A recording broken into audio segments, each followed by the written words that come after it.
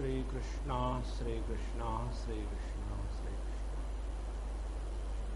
गुरुर्ब्रह्मा गुरुर्विष्णु गुरुर्देवो महेश्वरः गुरु साक्षात् परब्रह्म तस्मै श्री गुरवे नमः।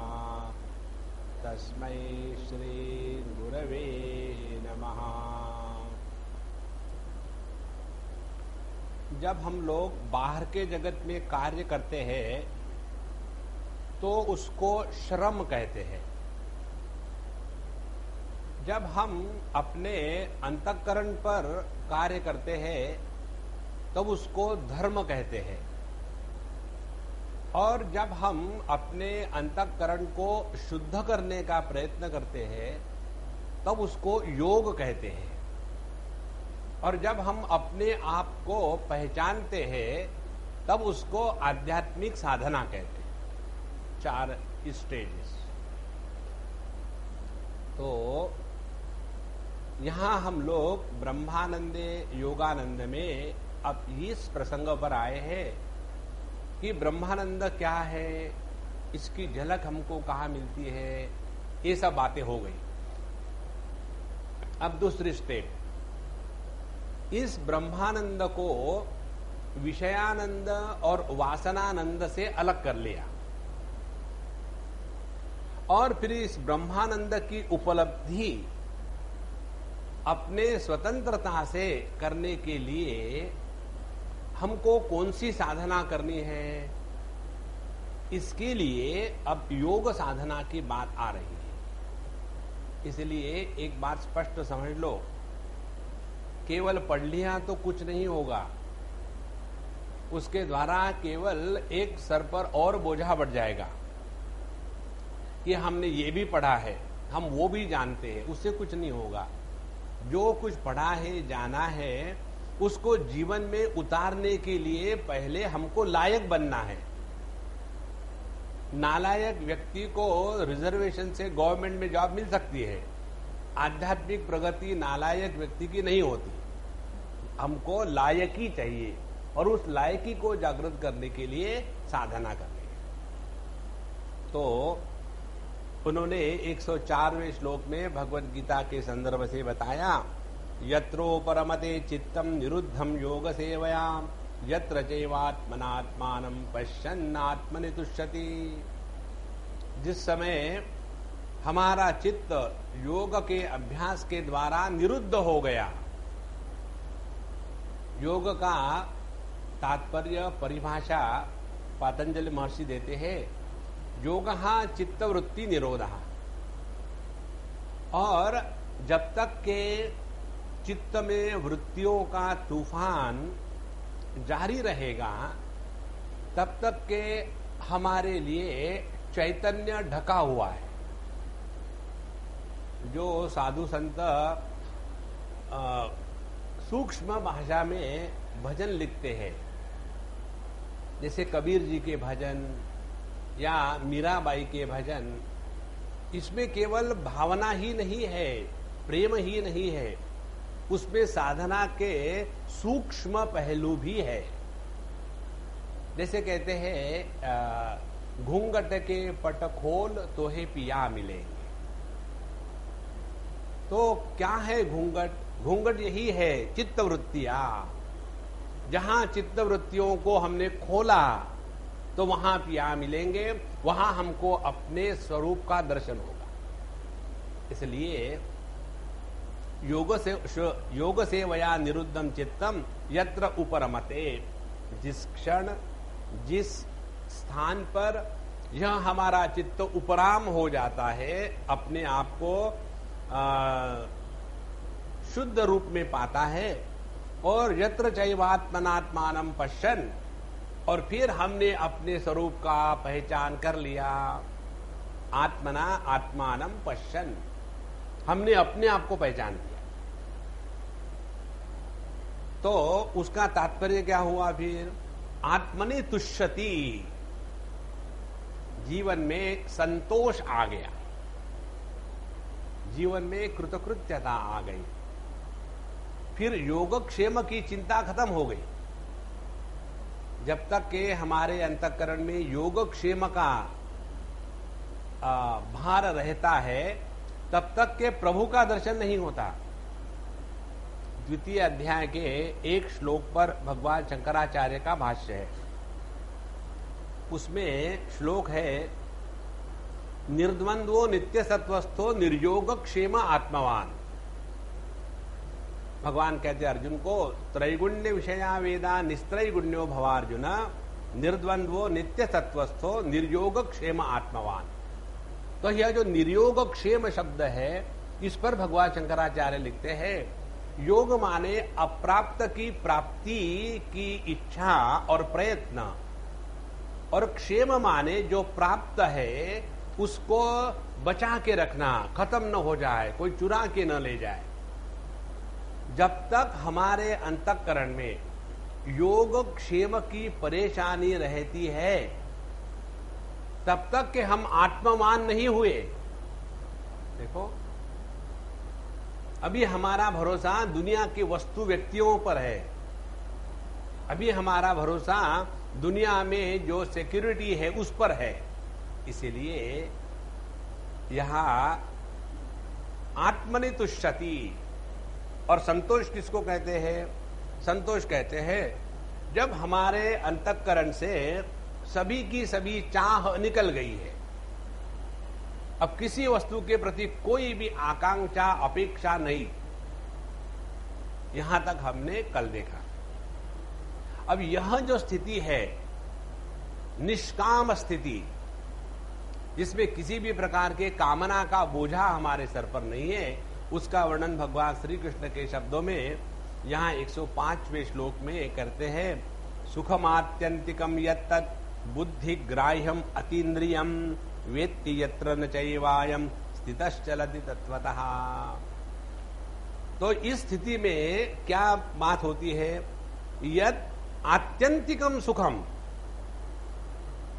आत्यंतिकम सुखम माने जिस सुख का कभी अंत नहीं होता। अब इसका अर्थ क्या हो गया? हमको हमेशा एक चीज याद रखनी है, जब भी कोई विचार हम पढ़ते हैं, श्लोक हम पढ़ते हैं, तो हमेशा ध्यान रखना किस संदर्भ में पढ़ रहे हैं। भगवत गीता आप पढ़ो, और यदि महाभारत के युद्ध का संदर्भ आपके दिमाग में ना हो, तो आप अपनी मर्जी से भगवत गीता के अर्थ निकालने लग जाओगे। देखो, जैसे दो आदमी बात कर रहे हैं, और एक ने दूसरे को कहा कि देखो मैं तुमको कभी मार दूंगा, और तीसरे आदमी ने सुना केवल इतना ही वाक्य कि मैं तुमको कभी मार दूंगा। अब इसका अर्थ वो अपनी मर्जी से निकालेगा,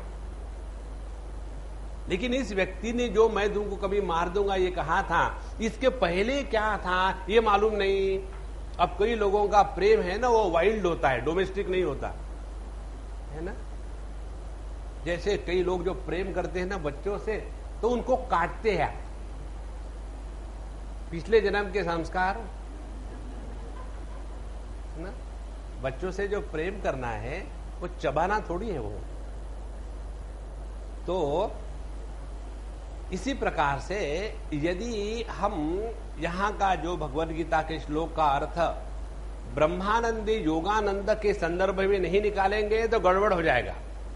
और इसीलिए वो संदर्भ क्या है? सुखम आत्यंतिकम, ये वो सुख है जिसका अंत नहीं होता। माने यह वासनानंद नहीं है और यह विषयानंद नहीं है। देखो, और यह औदासीन्य का भी सुख नहीं है, क्योंकि उदासीनता हमेशा नहीं टिकी रहती, वासनानंद हमेशा टिका नहीं रहता, और विषयानंद भी हमेशा टिका नहीं रहता। तो सुखम आत्यंतिकम यत्तत्। दूसरी बात है बुद्धि ग्राह्यम, और ये जो सुख है नींद का सुख नहीं है। नींद में भी सुख मिलता है, लेकिन नींद का जो सुख है, ध्यान से सुनना, हम लोगों ने पढ़ा है ठीक से कि नींद का सुख क्या है? अज्ञान वृत्ति में परमात्मा के आनंद का जो प्रतिबिंब है, प्रतिबिंबित सुख होता है सुषुप्ति का। और ये प्रतिबिंब जिस उपकरण में हो रहा है, प्रतिबिंब जिस अंतःकरण में हो रहा है, वो अंतःकरण यदि डिस्टर्ब हो जाए तो उसमें पड़ने वाला जो आनंद है वो आनंद भी डिस्टर्ब हो जाता है। देखो, भले आपके पास दूध अच्छा हो, लेकिन जिस बर्तन में रखा है वो बर्तन यदि गंदा हो तो अच्छा खासा दूध फट जाता है।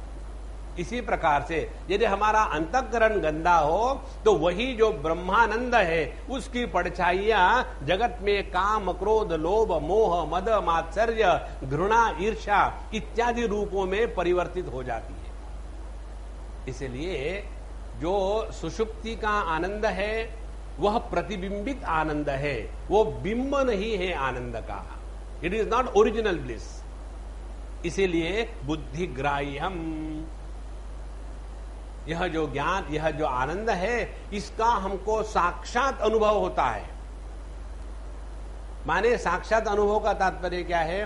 इस आनंद के उपलब्धि में किसी प्रकार के उपकरण की आवश्यकता नहीं। इसीलिए बुद्धिग्राह्यम, यहां बुद्धि को उपकरण नहीं समझना है। बुद्धिग्राह्यम माने समझदारी का। तीसरी मान अतीन्द्रियम।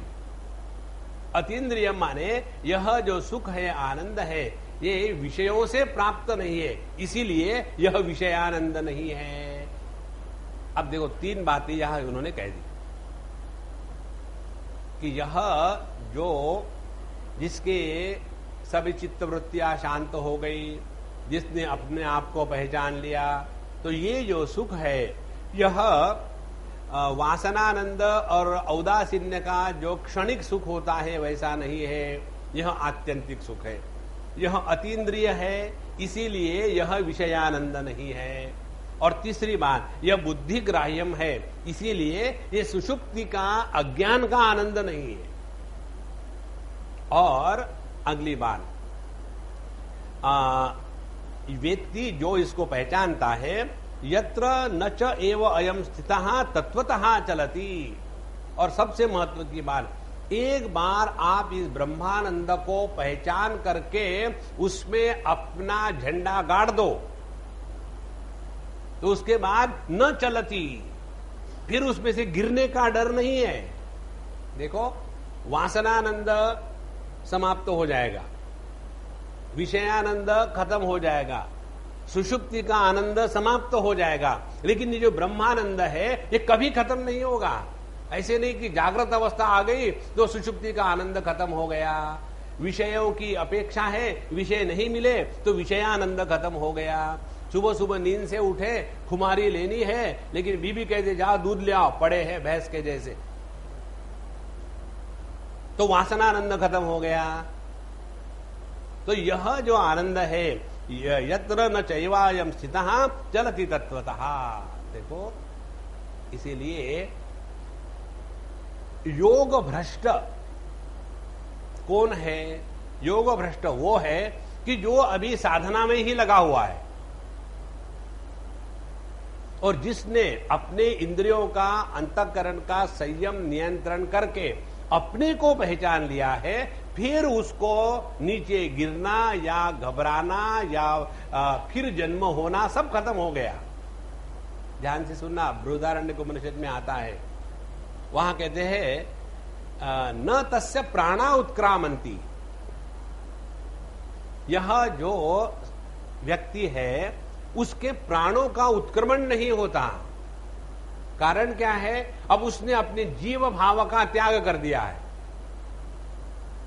जीव भाव का त्याग करने से इस देह से निकल के जाने वाला मैं बचा ही नहीं। इसीलिए हमने आपको ये 1000 बार बताया है, हमको मैं से मुक्ति करनी है, मैं को मुक्त नहीं करना है।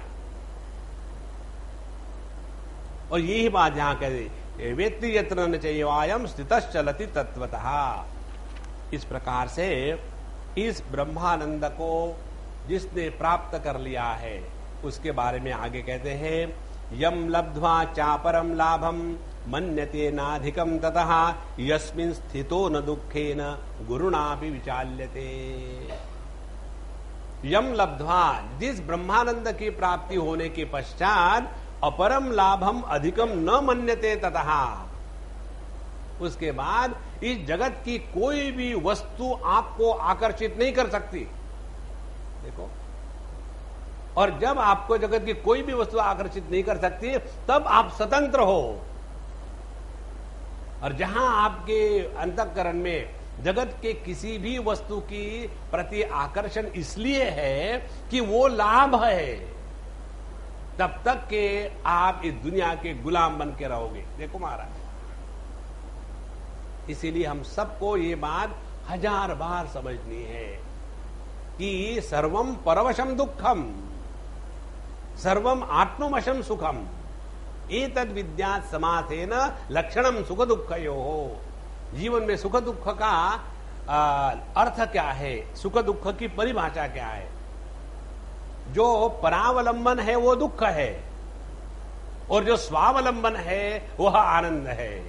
अब देखो, विषयानंद में विषयों का परावलंबन, उसके बाद वासनानंद में नींद के बाद की खुमारी टूटने का परावलंबन, समय का परावलंबन, औदासीन्य हमेशा टिकता नहीं है उसका परावलंबन, और नींद का जो आनंद है वो नींद खत्म होने के बाद फिर खत्म हो गया।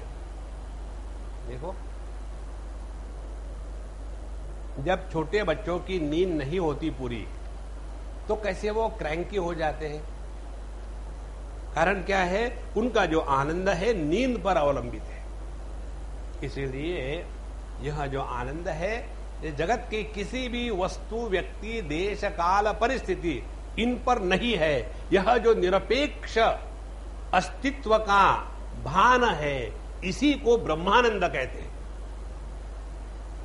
तो यस्मिन् स्थितो न दुःखेन गुरुणापि विचाल्यते, और इसमें स्थित होने के बाद पूरी दुनिया टूट पड़े वो व्यक्ति कभी रोता नहीं। देखो, और यही बात हम आपको 1000 बार कह रहे, हमारी मत मानो, कन्हैया को तो मानो। देखो, साधना साधना करनी है, क्या साधना करनी है, रोते रहते 24 घंटे।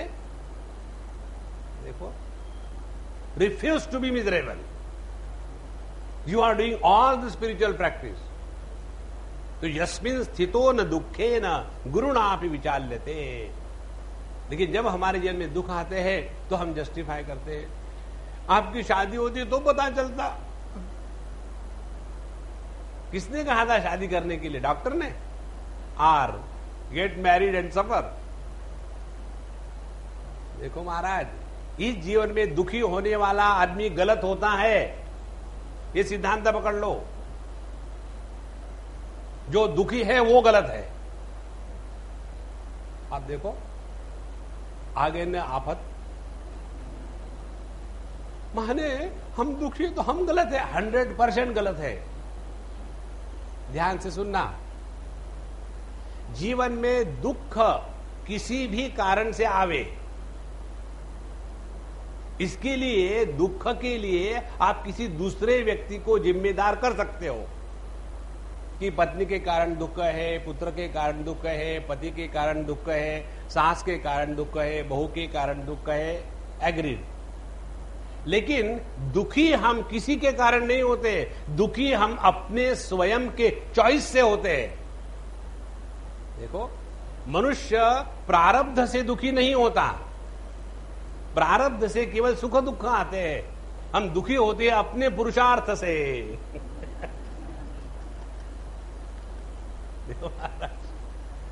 Refuse to be miserable, even God will become miserable to make you miserable.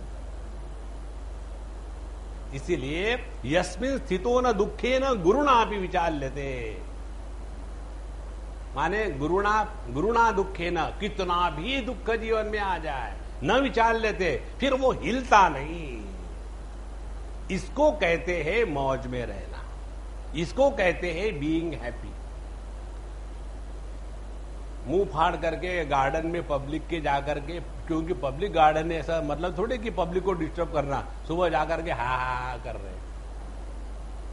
वो आनंद नहीं है, वो बेवकूफी है, पब्लिक बेवकूफी। सो यस्मिन् स्थितो न दुखे न गुरु नापि विचार लेते। इसका दूसरा भी अर्थ निकल सकता है, गुरुणा माने गुरु के द्वारा। गुरु भी आपको दुखी करने का प्रयत्न करे तो गुरु दुखी होगा, आप दुखी नहीं होगे। देखो, एक बार एक ज़ेन मास्टर सुबह सुबह उठे, उठने के बाद एक शिष्य को बुलाया, अरे बेटा इधर आना जरा। आ गया। कल रात को मैंने ऐसा सपना देखा कि इस सपने में मैं एक सफेद भैंस के ऊपर बैठ के जा रहा हूं और वो जो भैंस है वो हवा में तैर रही थी, लेकिन इसके पैर गीले थे। पता नहीं इसका क्या अर्थ है, मुझे जरा इसका अर्थ बता सकते हो? तो शिष्य कहता है, वहां पानी रखा है, मुंह धो लेना, और चला गया। तो दूसरा शिष्य जा रहा था, उसको बुलाया, बेटा देखो कल मैंने रात को एक सपना देखा था और ये दूसरे शिष्य को कहा, उसने वो जवाब ही नहीं दिया। अब कम से कम तुम तो बताओ, ऐसा मैंने सपना देखा, इसका क्या तात्पर्य हो सकता है? शकुन है कि अपशकुन है, क्या है इसका अर्थ? तो दूसरा शिष्य कहता है, आपका मुंह धोने के बाद मैं चाय ले आता हूं, चाय पी लेना। चला गया। अब ये गुरु महाराज सपने को लेकर के सपने देख रहे, और थोड़ी देर के बाद गुरु महाराज ने दोनों को बुलाया, ए दोनों इधर आ जाओ।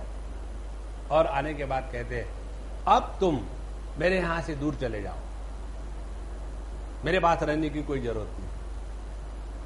बोले क्यों? इसीलिए अब तुम असल में तत्व में निष्ठा प्राप्त कर चुके हो। बोले यदि तुम में से एक भी व्यक्ति दोनों में से मेरे सपने का अर्थ बताने का प्रयत्न करता तो मैं फेल हो गया। देखो, यस्मिन् स्थितो न दुखे न गुरुणापि विचार लेते। हम लोग जब महात्माओं के पास, गुरु के पास जाते हैं, तब तो ठोक ठोक करके परीक्षा लेते हैं, गुरु पक्का है कि कच्चा है? तो गुरु महाराज भी ध्यान से देखना,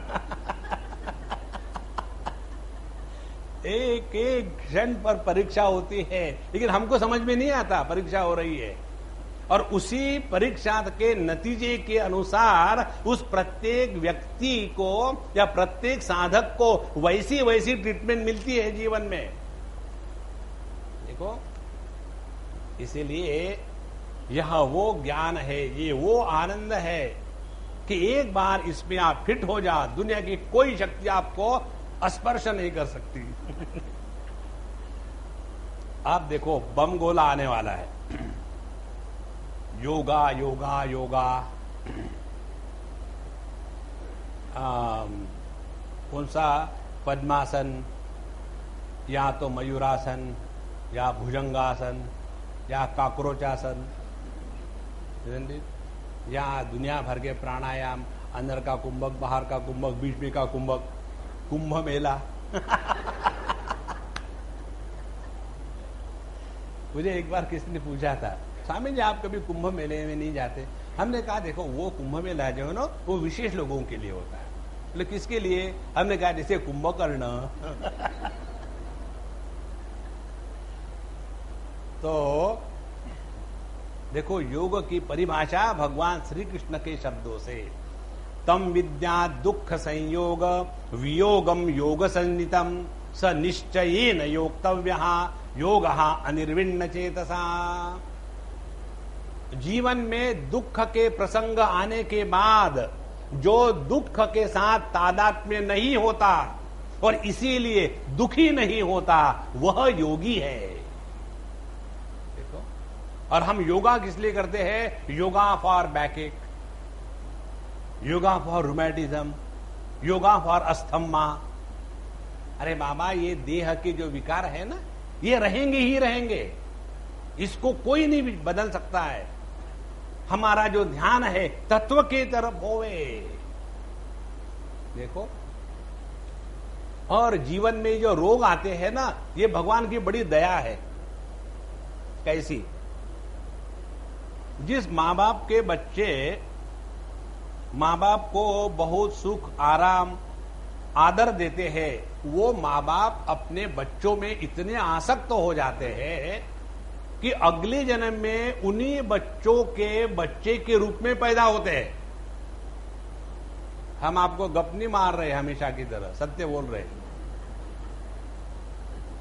ये पुराणों में इसका विचार आता है। इसके बारे में एक आपको उदाहरण लो। एक बूढ़ी अम्मा, उसको एक पोता हो गया, और ये हमारे सामने देखी हुई घटना है। और वो जो पोता था, वो अपने दादी मां के सिवा 1 मिनट नहीं रहेगा। यहां तक के कि दादी मां ने कौन से कपड़े पहनने हैं, वो जो 4 साल का बच्चा डिसाइड करेगा। बिल्कुल, ये मत पहनो, वो मत पहनो, ऐसा मत करो, वैसा मत करो। 4 साल का बच्चा दादी को डिक्टेट कर रहा है। और उसके बाद जो जो उसके माने इस दादी के पति की जो जो इच्छाएं थी और जैसा जैसा उसका लाइकिंग डिसलाइकिंग था, 100% इस बच्चे में आ गया। और फिर इन लोगों ने कुछ पूजा पोथी करी, और वो पूजा पोथी करने के बाद जब उसके बाद ये उसने जो पहला स्वभाव था वो छोड़ दिया। अन्यथा वो दादी के ही साथ सोएगा, दादी ने जब तक खाना नहीं दिया तब तक खाना नहीं खाएगा, और दादी ने पहले खा लिया तो गुस्सा करता था, तुमने मेरे पहले क्यों खा लिया। देखो, तो वो उसी घर में पैदा हो गया जो मर के चला गया था, और जो अपने बच्चों के कारण परेशान है उनके मन में उनके प्रति आसक्ति नहीं रहेगी। और जब आपके अंतःकरण से आसक्ति निकल गई है, तभी जाकर के तत्व का दर्शन होता है। इसीलिए जीवन के जो दुख है, ये भगवान के द्वारा भेजे गए एक बहुत ही सुंदर वस्तु है, जिसके द्वारा हम अपने जगत से सबके प्रति वैराग्य जागृत कर सकते हैं। जिसके कारण हृदय में वैराग्य होता है, वो हमारा हितैषी है। जिसके कारण हमारे मन में राग उत्पन्न होता है, वो हमारा दुश्मन है। देखो, आपको याद है, हमने एक शेर सुनाया था बहुत पहले, ये वही दर्द दिल है जो उनको पाता है, खुदा भला करे उनका जो दिल दुखाता है। देखो, जब सपना बढ़िया चल रहा हो, सुंदर सुंदर सपना चल रहा है, ऐसे सुंदर सपने नहीं टूटते। जब उसी सपने में कहीं एक्सीडेंट हो गया, कहीं चोटी से नीचे गिर गए, कहीं पानी में डूब रहे, ऐसा जब सपने का भाग आता है तो तुरंत नींद खुल जाती है। इसी प्रकार से ये जागृत सपने से हटने के लिए जब अपने ही आकर के धक्के मारते हैं ना, तब हम उठते हैं, दूसरों के मारने से नहीं उठते। इसीलिए तम विद्या दुख संयोग वियोगम योग संनिधम, इसको कहते हैं योग। दुख का प्रसंग आने के बाद भी जो कभी भी दुख के साथ तादात्म्य नहीं करता, ध्यान से सुनना, इसका अर्थ ये भी है, सुख के प्रसंग आने के बाद जो सुख के साथ तादात्म्य नहीं करता, माने दुखेषु अनुद्विग्न मनाः सुखेषु विगत स्पृहाः वीतराग भय क्रोधः स्थितधिः मुनि उच्यते। इसलिए ये बिल्कुल सरल सरल गणित है। देह के साथ तादात्म्य करोगे तो लड़का लड़की जवान बूढ़ा ब्राह्मण क्षत्रिय में जिंदगी भर मरे रहो। प्राणों के साथ तादात्म्य करोगे तो जिंदगी भी खाने में जाएगी, खिलाने में जाएगी। मन के साथ तादात्म्य करके बैठोगे तो 2 मिनट सुखी 2 मिनट दुखी, और इन तीनों से छुटकारा पाओ तो हा हो हा ऊहा ऊ अहमन्नम अहमन्नम अहमन्नम अहमन्नादो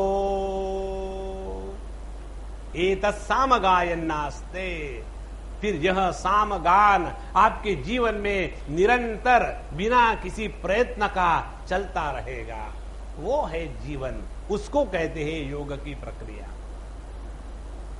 नहीं तो योगा के चक्कर में बैठे और उसके बाद अब तो कुछ कर नहीं सकते, क्यों? स्पॉन्डिलोसिस और बिगड़ गया। देखो, जब लोग आकर के ये प्रश्न पूछते हैं ना, स्वामी जी समझो हम मेडिटेशन करना चाहते हैं लेकिन बैठ नहीं सकते, तो क्या करो?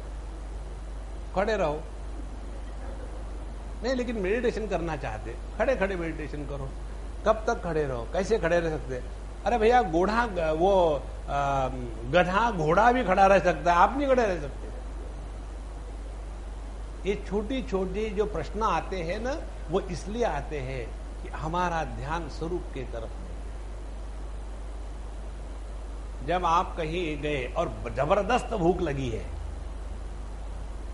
तो उस समय आप पूछेंगे क्या? एक्सक्यूज मी, इसको चम्मच से खाऊं कि कांटे से खाऊं कि हाथ से खाऊं कि क्या करूं?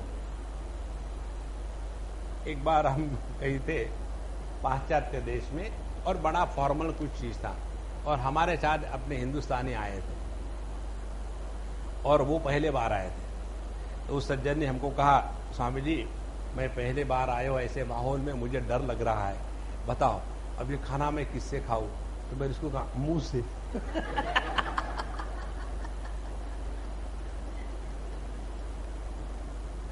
देखो, इस दुनिया में दुखी होने का कोई कारण नहीं। तम विद्या दुख संयोग वियोगम योग संनिधम। जिसको योग कहते हैं यही है, दुख के संयोग के साथ वियोग करो। आगे स निश्चयेन योक्तव्य, और साधना करनी है। क्या साधना करनी है? रिफ्यूज टू बी मिजरेबल, ये साधना है।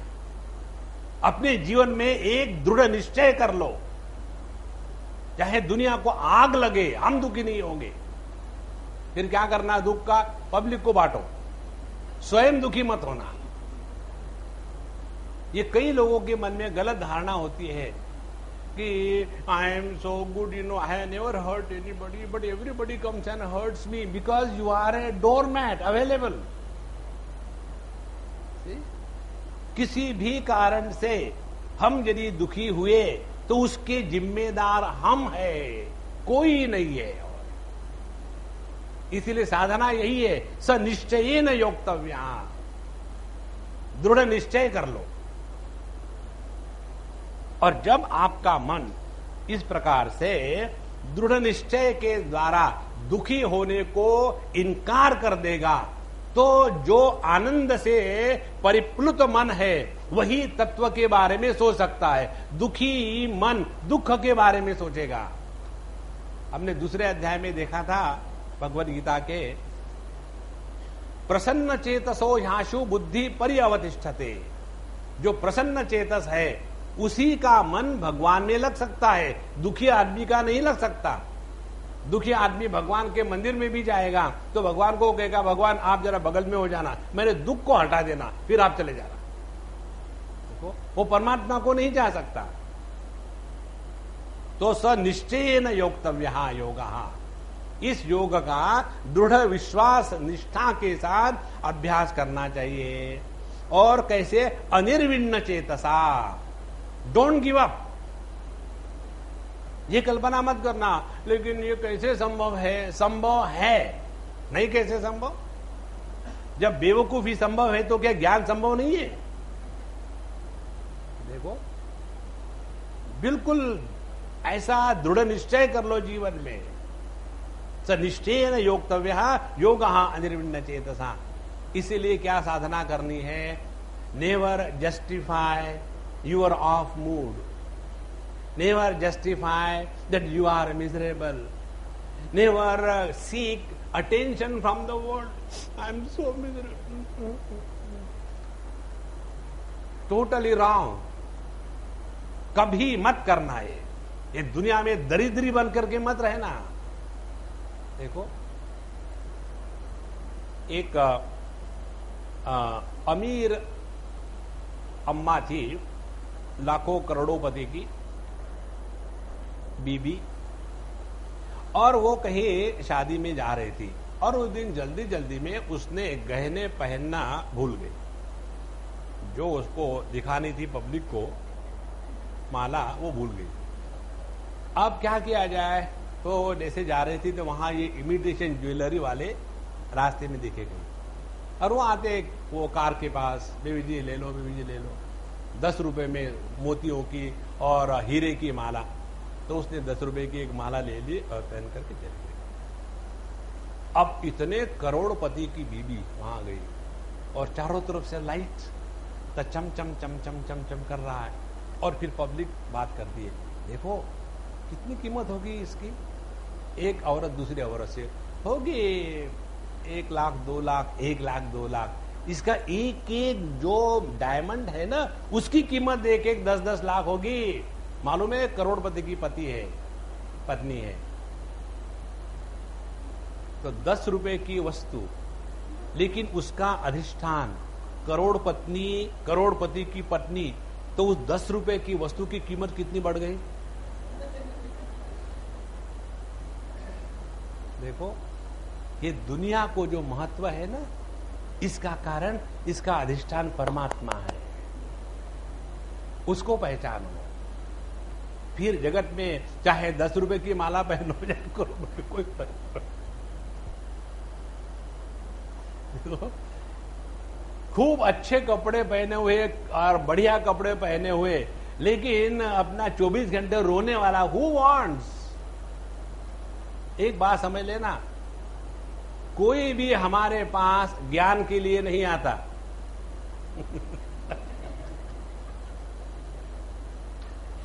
लेकिन हम क्या करते हैं, पब्लिक को ज्ञान बांटना शुरू कर देते हैं। आगे बैठो, देखो ये जो ब्रह्म है ना, अरे राम, छोड़ो ना उसको, जरा आदमी के जैसे लेवल पर आ जाओ।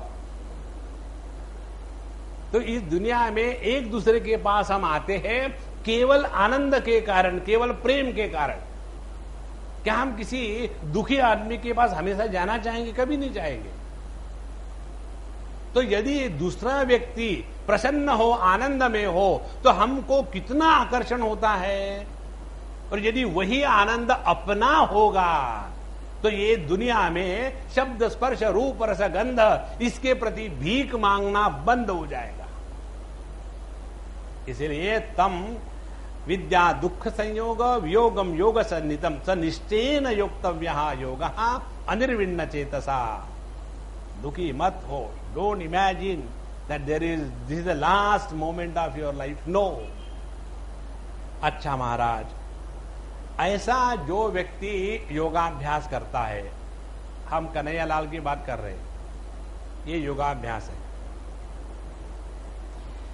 युञ्जन्नेवं सदात्मानं योगी विगत कल्मषः सुखे न ब्रह्म संस्पर्शम अत्यंतम सुखमश्नुते।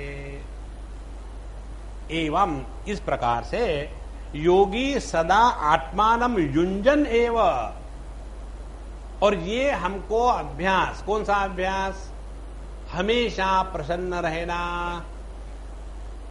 कभी दुखी मत होना, ये अभ्यास एवं सदा युंजन, और इसको हमेशा करना है। देखो, और विगत कल्मषः, उसका प्रभाव मालूम है क्या होगा? पहली जो आदत थी हमेशा रोने की, हमेशा कंप्लेन करने की, वो आदत धीरे धीरे खत्म हो जाएगी। जैसे कई लोगों को हमको देखने के बाद प्रश्न याद आते हैं, तब तक ठीक रहते हो। हाँ जी, एक प्रश्न पूछूं, अभी तक तो ठीक थे, अब कहां से आया प्रश्न? तो विगत कल्मषाः, एकदम आपका मन शांत और प्रसन्न रहेगा, और सुखेन ब्रह्म संस्पर्शम अत्यंतम सुखम अश्नुते, और माने उसने जाकर के ब्रह्म को हाथ लगा दिया है, और सुखेन, उसमें कोई परेशानी नहीं है। ऐसा नहीं कि ब्रह्मन आ रहा थोड़ा बचा है, अरे एक बार एक बच्चा एक स्कूल में, गांव की स्कूल थी, और वहां खेत थे, दीवार पर, जमीन पर, और एक बच्चा एक खेत की तरफ देख रहा था, चेहरा ऐसा और देख रहा ऐसा। वहां एक चूहा खेत में जा रहा था, और गुरुजी जो थे वो गणित पढ़ा रहे थे, और उसने पूछा कितना बचा है बताओ, सिर्फ दुम बची है।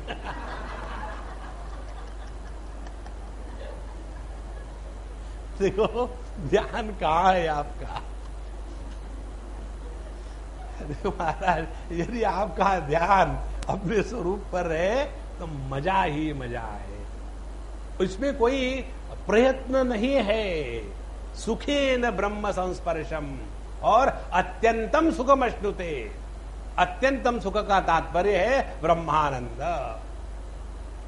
अति अंत, जो अंत के परे चला गया है, माने जिस सुख का ना कभी निर्माण होता है और जिस सुख का ना कभी नाश होता है, अविनाशी आनंद जो है वो आपको गारंटी से मिलेगा। अरे बाप रे, ये तो बड़ा करना कठिन है, इसके लिए कितना प्रयत्न करना पड़ेगा, और इसके लिए कितना पेशेंस चाहिए, कितना धीरज चाहिए, ये बताइए। अब इस परमात्मा को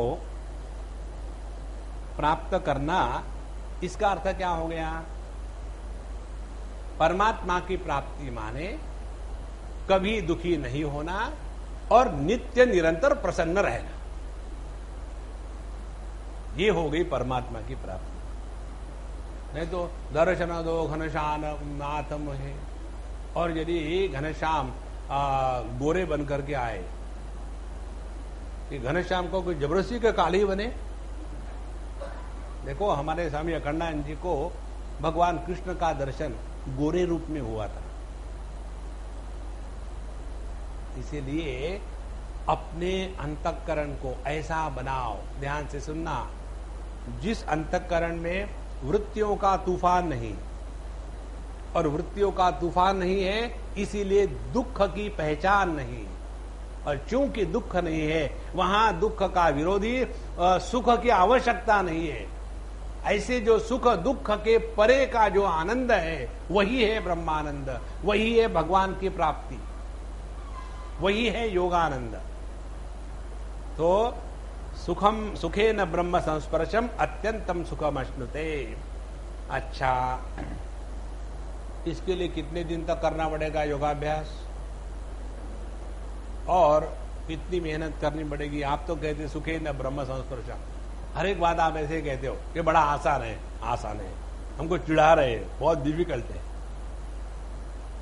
तो यहां उदाहरण देते, आपको कितनी मेहनत करनी पड़ेगी और कितना धीरज चाहिए।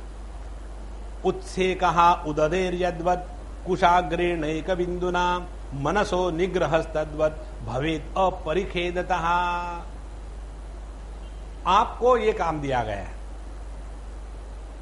ये समुद्र को खाली करना। हाँ जी, कितने हॉर्स पावर की मोटर लगाऊं? हाँ, फिर एक घास की पत्ती लेना और घास की पत्ती को समुद्र में डुबोना, और उसमें जितना पानी आएगा वो पानी ले जा करके दूसरी जगह डाल देना, और फिर वापस आना, फिर उसी घास की पत्ती को फिर समुद्र में डुबोना, और फिर उसमें जितना पानी आएगा वो जाकर के दूसरी जगह डाल देना। ये करने के लिए जिसके द्वारा समुद्र खाली होगा, कितना पेशेंस चाहिए?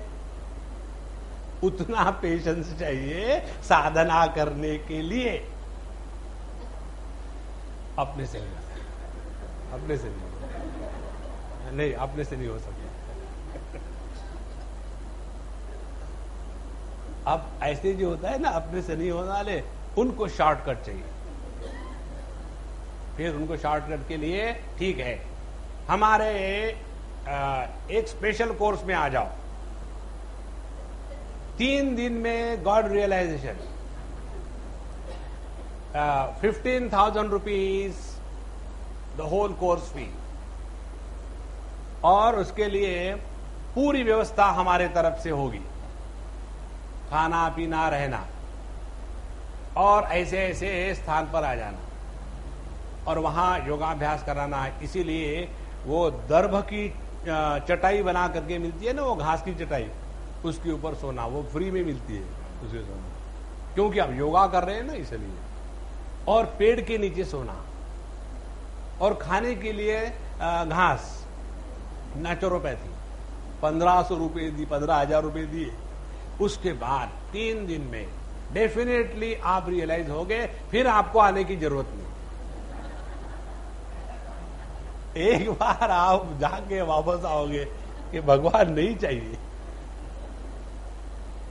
देखो महाराज, ये धंधा नहीं है यहां, एकदम स्पष्ट समझ लो। जहां ब्रह्म ज्ञान में कहीं भी पैसे का व्यापार एक कौड़ी का भी होता है तो वह दंभ है, बचे रहो उससे। हमारे नारद जी भगवान स्पष्ट कहते हैं पद्म पुराण में कि कलयुग में सभी वस्तुओं का सार क्यों निकल गया है, इसके कारण। और पहली बात बताते हैं, सत्संग का सार कलयुग में निकल जाता है क्योंकि सत्संग पैसे कमाने का धंधा होता है। देखो, इसलिए शॉर्टकट में चक्कर में मत पड़ना, बिल्कुल मत पड़ना, अन्यथा इस जगत में फिर फंस जाओगे। इसीलिए ये धीरज रखो।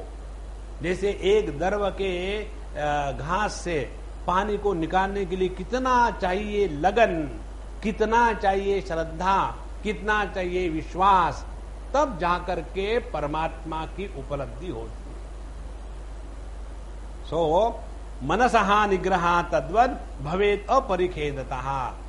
इसी प्रकार से अपने मन को नियंत्रण में लाने के लिए धीरे धीरे प्रयत्न करो, होगा, जरूर होगा। और अपने मन को नियंत्रण में लाना माने क्या? मन के गुलाम नहीं होना। और जितनी आपकी समझदारी बढ़ेगी उतना मन आपके नियंत्रण में होगा।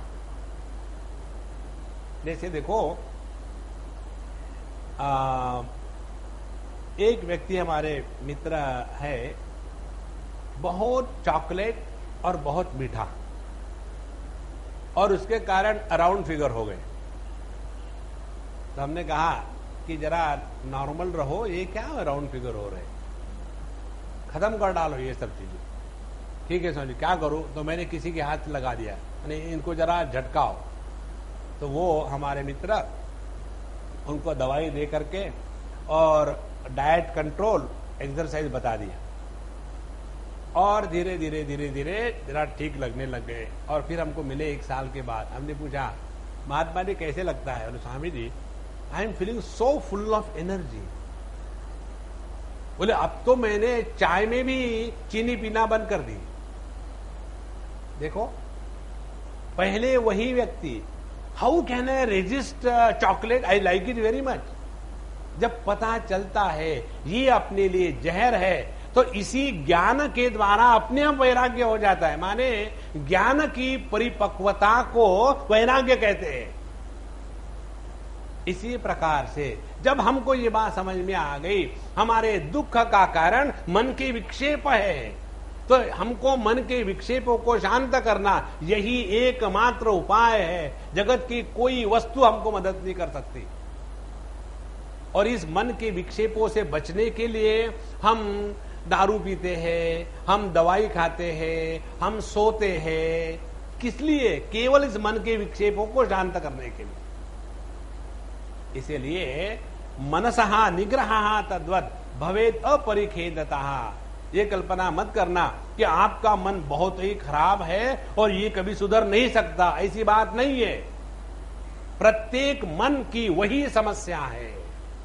तो इस मन को ठीक करने के लिए अपनी समझदारी को बढ़ाओ। देखो, समझदारी कैसे बढ़ानी है?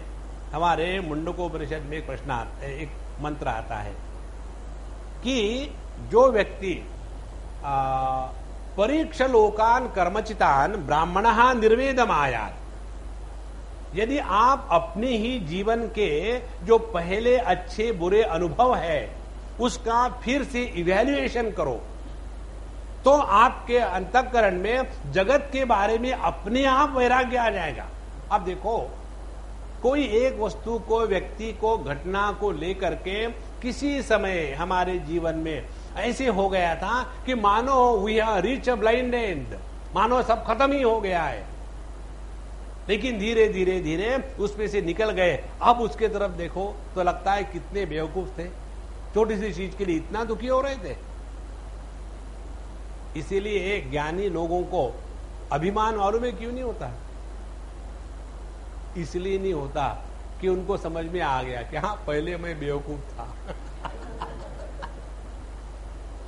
अब मुझे बताओ, किसी को अपने बेवकूफी का त्याग करने का अभिमान हो सकता है क्या? इसीलिए निश्चयेन योक्तव्य, इसके लिए केवल एक ही बात रखना ध्यान में, हमको जगत में कोई भी मदद नहीं कर सकता जब तक हम अपने इस मन को ऑपरेशन टेबल पर ना ले तब तक। और मन का ऑपरेशन क्या है? समझदारी। जो व्यक्ति अपने जीवन के अनुभवों से नहीं सीख सकता उसको भगवान भी नहीं सिखा सकता।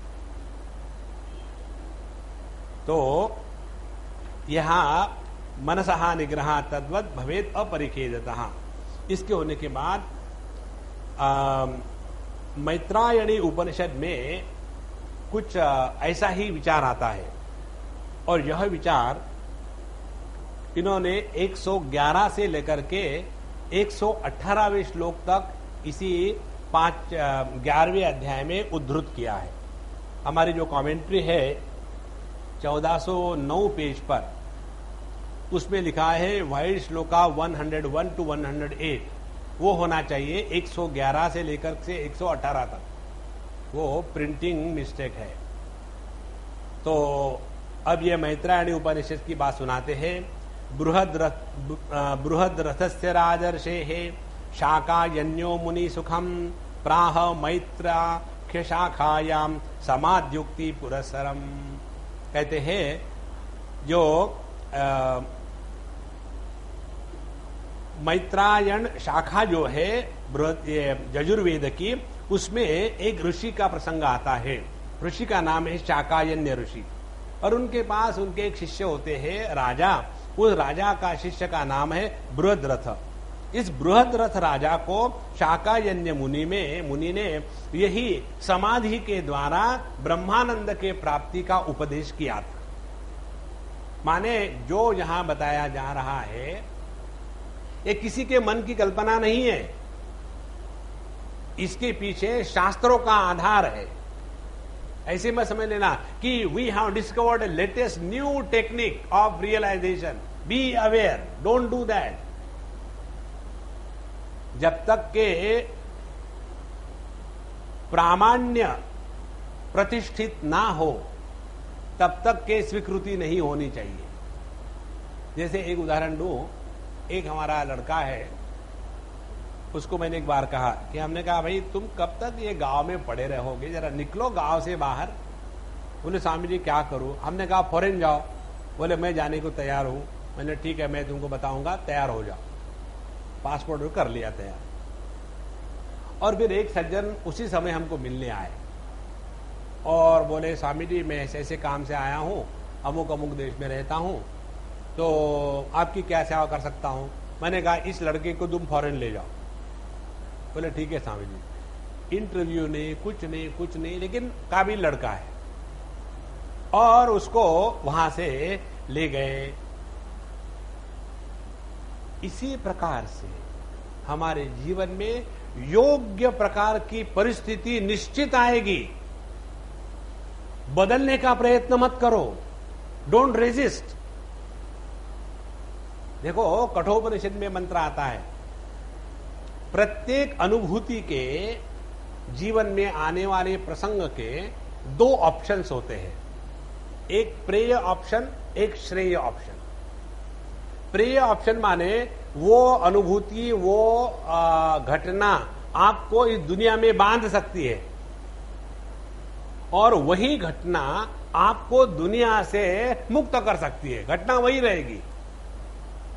देखो, तुलसीदास जी को उनके पत्नी ने झटकारा था, क्या पागल के जैसे मेरे पीछे पड़े हो, देह के पीछे, इतने पागल होकर के राम के पीछे पड़ो तो राम का दर्शन होगा। अब ये बात कितने पत्नियों ने कितने पतियों से कही होगी? कौन बना तुलसीदास और कितने बने देवदास?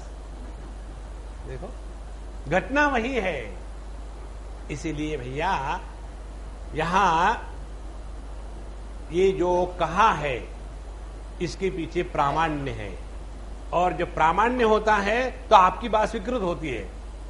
तो उस सज्जन ने जब इस लड़के को लेने का निर्णय ले लिया तो मैंने उसको पूछा, देख भाई, मैंने तुमको कहा इसको ले जा, तुमने इसका इंटरव्यू नहीं लिया, कुछ नहीं कहा, सीधा हाँ कह दिए। बोले स्वामी जी आपने कह दिया ना, अब इसके सामने मुझे कुछ नहीं पूछना। देखो, जब प्रमाण पर विश्वास होता है ना, तभी जीवन में प्रगति होती है। और सबसे श्रेष्ठ प्रमाण क्या है? शास्त्र प्रमाण सबसे श्रेष्ठ है। इसलिए यह शास्त्र प्रमाण के आधार से अब आगे बताते हैं। क्या कहते हैं? यथा निरिंधनो वह्नि स्वयोनौ उपशाम्यति तथा वृत्ति क्षया चित्तम स्वयोनौ उपशाम्यति। जैसे अग्नि में ईंधन डालना बंद कर दो तो अग्नि नष्ट नहीं होगा, अग्नि केवल अव्यक्त हो जाएगा। अपना जो अग्नि का तन्मात्र है उसमें वो वापस चला जाएगा। इसी प्रकार से जब हमारे चित्त में वृत्तियों का ईंधन डालना बंद हो जाएगा तो मन नष्ट नहीं होगा। यह जो मन है ये अपने योनि में, अपने उद्गम स्थान में वापस चला जाएगा। तो जैसे अग्नि की योनि है तेज तन्मात्र, इसी प्रकार से चित्त की योनि है शुद्ध चैतन्य। देखो, इसीलिए ये बात हमने आपको 1000 बार बताई है, चित्तम चित्त विजानिया तकार रहितम यदा। हमारा मन और चैतन्य, इसमें इतना ही फर्क है, मन में दूसरेपन की भावना है और चैतन्य में दूसरेपन की भावना नहीं है। तो वह ज्ञान जिसमें द्वैत का नामो निशान नहीं है, वह चैतन्य की उपलब्धि है। और इस चैतन्य की उपलब्धि हमको ट्रेलर के रूप में होती है सुषुप्ति अवस्था में। कारण क्या है कि सुषुप्ति में हमको द्वैत की उपलब्धि नहीं है और इसीलिए वहां आनंद है। इसीलिए तथा वृत्ति क्षयात, हमारे मन से जितने विचारों का तूफान खत्म हो जाएगा, स्वयोनो उपशाम्यति, ये मन अपने चैतन्य स्वरूप को प्राप्त हो जाता है। ध्यान से सुनना, परमात्मा की अभिव्यक्ति चैतन्य के रूप में, चैतन्य में जब गति आती है तब उसको प्राण कहते हैं, और गति के कारण चैतन्य में जब वृत्ति आती है तब उसको मन कहते हैं। तो प्राणों की गति रुक गई तो प्राण चैतन्यमय हो गए, चित्त की वृत्तियां शांत हो गई तो चित्त चैतन्यमय हो गया। और जितनी साधना है वो यही है कि हम चैतन्य के रूप में अपने आप को पहचाने। चैतन्य के रूप में पहचानने के बाद फिर हम देह के माध्यम से अभिव्यक्त होंगे, देह के रूप में अभिव्यक्त नहीं होंगे। फिर प्राण के माध्यम से अभिव्यक्त होंगे लेकिन प्राण के रूप में अभिव्यक्त नहीं होंगे। फिर हम मन के माध्यम से अभिव्यक्त होंगे, मन के रूप में अभिव्यक्त नहीं होंगे। यही सब कुछ साधना है और कुछ नहीं। इसी को योगाभ्यास कहते हैं। इसीलिए हम सबको अनजाने में मालूम है क्या कि मेडिटेशन करना माने क्या। कोई नहीं पूछता, स्वामी जी मेडिटेशन करने के लिए डिस्को का म्यूजिक लगाऊं या राग रागिनी लगाऊं। कोई नहीं पूछता। कारण क्या है, सबको मालूम है मेडिटेशन माने गति से हट गए, स्थिति में आ गए। गति होती है जहां वहां परिवर्तन है, जहां परिवर्तन है वहां परमात्मा नहीं है। देखो, स्थिति होती है जहां वहां परिवर्तन नहीं है, और जो परिवर्तन रहित वस्तु है वही परमात्मा है। इसलिए तथा वृत्ति क्षया चित्तम स्वयोनो उपशाम्यति। तो योगाभ्यास का अर्थ क्या हो गया? योगाभ्यास का अर्थ यह हो गया, अपने मन से वृत्तियों का क्षय करो। ध्यान से सुनना, वृत्तियों का क्षय करना माने दुखी नहीं होना। देखो, जो आदमी दुखी होता है ना, वो बहुत ज्यादा बोलता है, कोई दूसरा मिले तो उससे, नहीं तो अपने आप से। नाश्ता बंग बंग बंग बंग बंग चलता रहता है, चलता रहता है। और जो शांत है, प्रसन्न है, उसको किसी से कुछ लेना देना नहीं है। देखो, इसीलिए दुखी नहीं होना और प्रसन्न रहना, यही वृत्ति क्षय का सादा उपाय है। अच्छा महाराज, यह वृत्ति क्षय यदि हमको करना है तो कैसे वृत्ति क्षय होता है या होना चाहिए, इसके बारे में 112वें श्लोक में बताते हैं। स्वयोनौ उपशान्तस्य मनसः सत्यकामिनः इंद्रियार्थ विमूढ़स्य अनृताः कर्मवशानुगाः। सत्यकामिनः मनसः, ये बात हमारे रामकृष्ण परमहंस हमेशा कहते थे। भगवान के प्राप्ति के लिए सबसे बड़ी आवश्यकता किस बात की है? भगवान को प्राप्त करने की तड़प होना चाहिए। ऐसे नहीं कैजुअल है, टाइम पास करना है, बिहारे से आ गया, घर में परेशानी है तो जाके सत्संग सुन ले, उससे शांति होगी। लेकिन घर में आपका मन जो कहते हो, देखो, भूख लगे तब खाने में स्वाद आता है। हम दिल्ली में अपना खाना बनाते थे, स्वयं पाक करते थे, खाते थे। तो एक बार एक ने हमको पूछा, स्वामी जी आप खाना रोज बनाते हो, खाते हो तो अच्छा बनता है ना, हमारा खाना बहुत टेस्टी होता है। बोले सीक्रेट क्या है? तो सीक्रेट ये है कि जब भूख लग जाती है तब हम खाना बनाना शुरू करते हैं, और जब खाना इतना गर्म होता है कि वो चूल्हे से उतारा, लेकिन भूख इतनी जोर से लगती है कि गरम गरम हा करके खा जाते हैं, तो टेस्ट का चक्कर नहीं। ये होटलों में जो गरम गरम खाना देते हैं ना, इसका कारण यही है, जितना खाना ज्यादा गरम होगा वो टेस्टी है कि नहीं सवाल का आता है, अपनी जीवान जल रही है। जब भूख लगती है ना तो जीवन में अपने आप आनंद आता है। जब परमात्मा के प्राप्ति की भूख नहीं है तब जाकर के सब विघ्न आते हैं। देखो, विघ्नों की परिभाषा मालूम है किसको कहते हैं? विघ्न किसको कहते हैं? जब हमारा ध्यान तत्व से हट जाता है, तत्व से हटने के बाद जो दिखता है उसको विघ्न कहते हैं। और जिसका ध्यान अपने लक्ष्य की तरफ लगा हुआ है उसके जीवन में विघ्न नहीं आते। देखो, जिस व्यक्ति के मन में पैसा कमाना है, एकदम लगन लगी हुई है, वो ये कंप्लेन नहीं करता, government is not doing anything for me, no employment and no non employment allowance. ऐसे जो रोने भिखारी होते हैं ना, उनको जीवन में कुछ नहीं मिलता। Generate your own employment. जो गवर्नमेंट से मांगते हैं ना, वो they are good for nothing. मेहनत करो, आगे आ जाओ। देखो, एक छोटा सा बच्चा पॉलिश करने के लिए आया और उसको पॉलिश तो नहीं करवानी थी। अच्छा बेटा कोई बात नहीं, ये 2 रुपए ले लेना। छोटा सा बच्चा 8-10 साल का। बोले जूते निकालो। बोले कोई जरूरत नहीं पॉलिश करने की। बोले कोई जरूरत नहीं तुम्हारे रुपए की, मुझे भीख नहीं चाहिए। ये अस्मिता जब जागृत होती है ना, तब जाकर के आध्यात्मिक साधना होती है। जो हमेशा भीख मांगते रहता है दुनिया में, उसको प्रभु की प्राप्ति नहीं होती। और ऐसे जो भीख मांगने वाले हैं वो महात्माओं के पास भी जाएंगे, भीख ही मांगेंगे।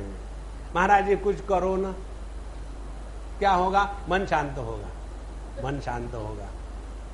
मन में से जो जगत के प्रति आसक्ति है उसको छोड़ने को तैयार नहीं, मेहनत करने को तैयार नहीं है, सब फ्री में चाहिए। देखो, कृपणः फल हेतवः। कभी भी किसी के भी बाज जाके मांगो मत। जो मांगोगे तो आपका तेज खत्म हो जाएगा। देखो, अब तब देखो कैसे धीरे धीरे धीरे आपका जो आत्मविश्वास बढ़ेगा, तब मन नियंत्रण में आता है। अच्छा, अब ये दो प्रकार की जो स्थिति है, इसका तुलनात्मक वर्णन 112वें श्लोक में आया है। सत्यकामिनः मनसः।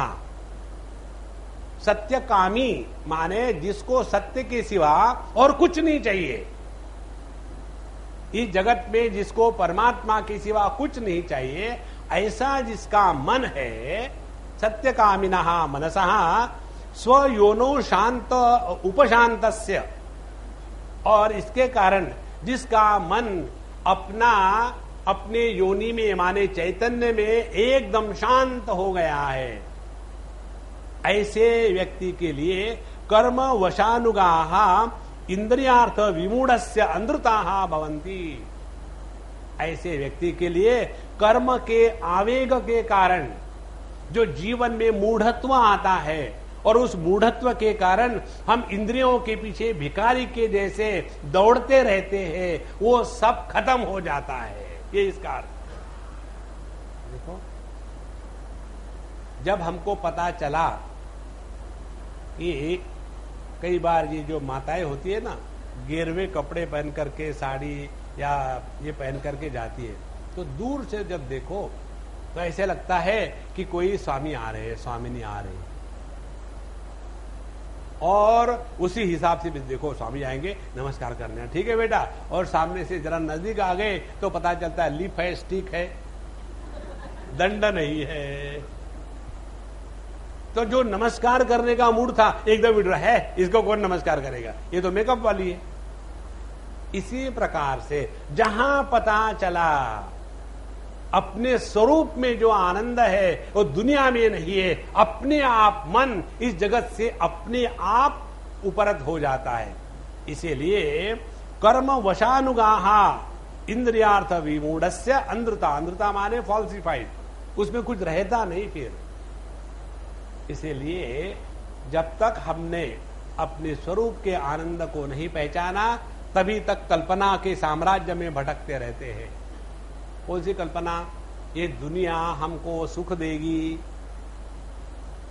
ये दुनिया के न होने के कारण हम दुखी है, और ये दुनिया नहीं है मेरे पास इसलिए मैं अपूर्ण हूं। अब जीवन का लक्ष्य एक ही है, दुनिया को प्राप्त करो ताकि मैं सुखी बनूं। लेकिन हमको ये बात समझ में नहीं आती, ये दुनिया को जिसने प्राप्त करके रखा है उनकी तरफ देखो। ये बात जिनके समझ में शादी के पहले आती है उनका जीवन भिन्न होता है और यही बात जिनके जीवन में शादी के बाद समझ में आती है उनका जीवन भिन्न होता है। देखो, इसीलिए चित्तमेव हि संसारः तत्प्रयत्नेन शोधयेत्। अब ये पूरे प्रसंग का उपसंहार है। चित्तमेव हि संसारः तत्प्रयत्नेन शोधयेत् यच्चित्त तन्मनसो तन्मयो मर्त्यः गुह्यमेतत् सनातनम्। ये जीवन का आद्य सिद्धांत है। सबसे पहला सिद्धांत क्या है? ये जो संसार है ये अपना मन ही है, संसार नाम की कोई वस्तु नहीं है। इसीलिए चित्तमेव ही संसारः, और इसलिए क्या करना है? तत्प्रयत्नेन शोधयेत्। अपने अंतःकरण को, चित्त को, मन को उसका शुद्धिकरण करो। देखो, जितनी साधना है ना, घूम फिरा करके कहां आ गई? मनीराम पर। अब ध्यान से सुनना, अपने अपने मन में सोचना, हमने अपने जीवन में चाहे कर्म किए हो, चाहे भक्ति करी हो, चाहे योग किया हो, चाहे ज्ञान की बातें करी हो, कभी ये विचार किया है कि मेरा अंतःकरण शुद्ध हो जाए, भगवान की प्राप्ति होवे, दुनिया का भला करेंगे, सबका भला करने से अच्छा होता है, सर्वे भवन्तु सुखिनः सर्वे सन्तु निरामयाः, और स्वयं दुखी है। देखो, कारण क्या है, हमने ये कल्पना कर ली है अपन का मन तो बाबा एकदम प्योरिच है। जब तक कि अपने अंतःकरण की गंदगी की बदबू नहीं आती ना, तब तक के साधना प्रारंभ नहीं हुई। हमारे अंतःकरण में काम, क्रोध, लोभ, मोह, मद, मात्सर्य, ईर्ष्या, घृणा, जुगुप्सा, द्वेष, जलन, देखो कितनी गंदगी भरी हुई है। और ऐसे गंदगी में परमात्मा का अवतरण नहीं होता। इसलिए चित्तमेव ही संसारः तत्प्रयत्नेन शोधयेत् यश्चित्तः तन्मयो मर्त्यः। जैसा हमारा मन है वैसे हम है। आपका मन प्रसन्न है तो आप प्रसन्न है, आपके मन में क्रोध है तो आप क्रोधी है, आपके मन में कंफ्यूजन है तो आप कंफ्यूज है, आपके मन में दैन्य है तो आप दीन हो। देखो, और आपके मन में कुछ भी नहीं है तो आप कुछ भी नहीं हो, माने सब कुछ हो। देखो, यही गुह्य सनातनम, यही सबसे ओरिजिनल ट्रुथ यही है। इसीलिए जितनी भी साधना है, इस साधना का यही तात्पर्य है कि जगत में रहो लेकिन ध्यान रखे अपने अंतःकरण पर। क्रोध आया तो पहले इसका प्रभाव अपने अंतःकरण पर होता है। और जो व्यक्ति अपने अंतःकरण के साफ सफाई में लगा है, वो बाकी कहीं कुछ इंटरेस्ट ले ही नहीं सकता। नहीं तो आपके जीवन में दुखी होने के अनेक प्रसंग आएंगे, और ये हमको दुखी नहीं होना है। ये यदि सिद्धांत पकड़ लिया है तो आपकी साधना ठीक चलती है। तो अपने मन को शुद्ध करने का तात्पर्य क्या है? हम शॉर्टकट और बेस्ट तरीका बताते हैं। दो बातों को पकड़ के रखना। एक बात दुखी मत होना, दूसरी बात प्रसन्न रहना। सब आपकी साधना उसमें आ गई। उसमें योग आ गया, प्राणायाम आ गया, आपका उपवास आ गया, एकादशी आ गई, और पुष्टि मार्ग आ गया, कष्टि मार्ग आ गया, नष्टि मार्ग, सब मार्ग उसमें आ गए। कल दो बातें करो, दुखी होना बंद कर दो और प्रसन्न रहो। और इसके पीछे कारण मत ढूंढना, लेकिन हम सुखी क्यों हो ऐसी। ओम पूर्णमदः पूर्णमिदं पूर्णात् पूर्णमुदच्यते पूर्णस्य पूर्णमादाय पूर्णमेवावशिष्यते। ओम शांति शांति शांति। हरि ओम। श्री गुरुभ्यो नमः। हरि ओम।